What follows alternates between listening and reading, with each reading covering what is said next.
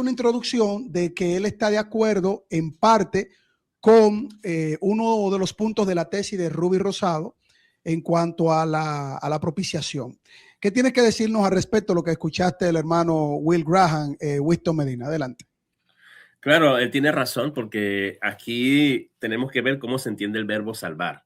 El texto no dice que vino para hacer posible la salvación o hacer la salvación potencial, para ver si puede salvar. El texto dice que vino para salvar lo que se había salvado, hablando de la intención. Ahora, si dice vino, está haciendo, aquí tenemos que hacer un punto, lo cual no prueba la expiación ilimitada. Porque si dice el Hijo del Hombre vino a buscar, primero el contexto es la conversión de Zaqueo. Pero mira, si en el contexto lees, dice, ya que también este es hijo de Abraham. Entonces él viene a socorrer a la descendencia de Abraham y no está diciendo a Raimundo y todo el mundo.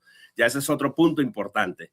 Y otro detalle es que cuando dice vino, es un verbo, erjome en el griego, implica una voz media implicando el interés del hijo venir, pero aparte de eso, está ubicando el hecho histórico de la venida de Cristo en su primera venida.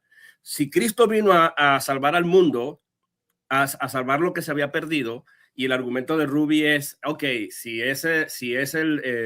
todo el mundo está perdido, pero si está hablando de un hecho histórico, él no pudo haber venido a salvar, por ejemplo, los que ya habían muerto en el Antiguo Testamento.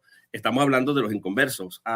Él no vino a salvar ¿cómo te digo? A hacer posible, porque Ruby lo entiende como hacer posible. Él no vino a hacer posible la salvación de Goliat, del faraón, de los amalecitas y toda esa gente que se había perdido ya en el Antiguo Testamento, porque está hablando de un hecho histórico. Vino a salvar lo que se había perdido. Bueno, si lo vamos a entender literal, como dice Rubí, entonces Cristo tuvo que haber salvado a Goliat o darle la oportunidad de que se salve un post-mortem. Eso no tiene sentido.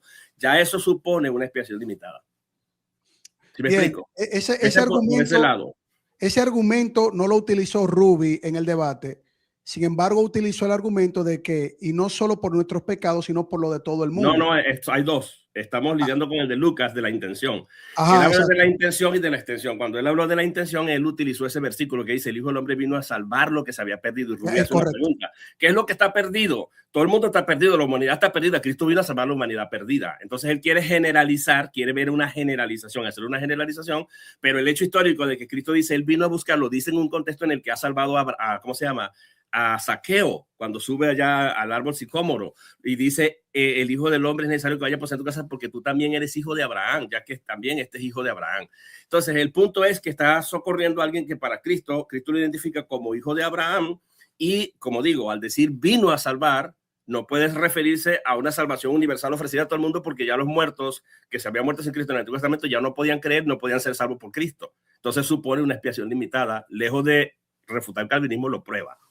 Ese es mi punto. Ahora, con respecto a lo otro de 1 Juan 2:2, que dice que vino, el texto no dice expiación. Esto es muy importante, porque ahí lo que dice es él es la propiciación por nuestros pecados, y no solamente por los nuestros, sino también por los del mundo entero. Hay que tener cuidado porque, de nuevo, si él está en presente, si él es la propiciación por los pecados, ¿en qué sentido es la propiciación de los que ya están muertos antes de que Cristo fuera la propiciación históricamente en la tierra? Ya no se puede sostener que él es la propiciación de Goliat, de Faraón, de los amalecitas, porque él no es propiciación para ellos. Ya están muertos, están en un estado de condenación, por un lado. Y por otro lado, el pastor hizo un excelente trabajo al decir, está escribiéndole a una comunidad en Éfeso, y extiende, o sea, les da a entender que no es solamente para ellos, sino por los pecados de todo el mundo. No se refiere a todo el mundo, porque no podemos meter a los muertos allí. Eso tenemos que dejarlo bien claro, sino a los creyentes que están en contraste con la comunidad en Éfeso en un contexto meramente judío. Entiendo.